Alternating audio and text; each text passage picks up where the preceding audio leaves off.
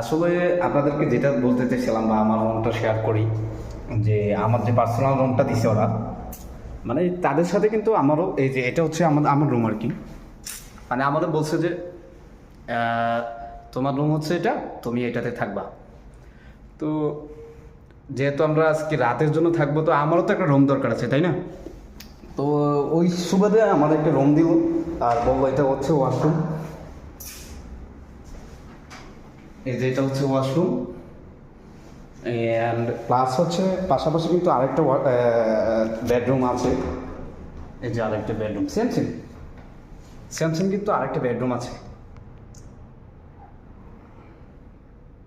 ওইটা হচ্ছে ওয়ার্ডরোব আর কি, কাপড় চোপড় রাখার জন্য।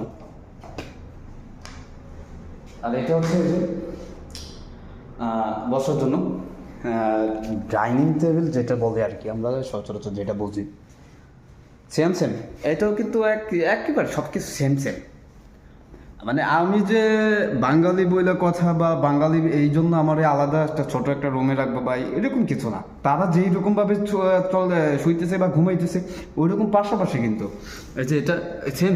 আপনারা হয়তো ভিডিওতে দেখে থাকবেন, আমি কিন্তু দেখাইছিলাম। যদিও আমি এখন ঘুমাবো না, আপনাদেরকে দেখাইতে আসছিলাম আর কি। তা আপনারা কিন্তু অবশ্যই কিন্তু লাইক কমেন্ট শেয়ার করবেন, আর কমেন্ট বক্সে অবশ্যই জানান যে ভিডিওগুলো কেমন হইতেছে। আসলে কি ভিডিও আমি সামনে পরবর্তীতে বানাইতে পারবো কিনা। আর যারা কাতারে আছেন বিশেষ করে, তারা তো অবশ্যই জানবেন বা বুঝবেন, এটা হচ্ছে সৌদি বর্ডারের পাশে সালোয়া রিসোর্ট অ্যান্ড বিচ যেটা বলে আর কি। হয়তো যদি বাঙালি কেউ এদিকে এসে থাকেন হয়তো চিনবেন। তো সবাই কিন্তু কমেন্ট বক্সে জানান যে ভিডিওগুলো কেমন হইতেছে। আসসালামু আলাইকুম।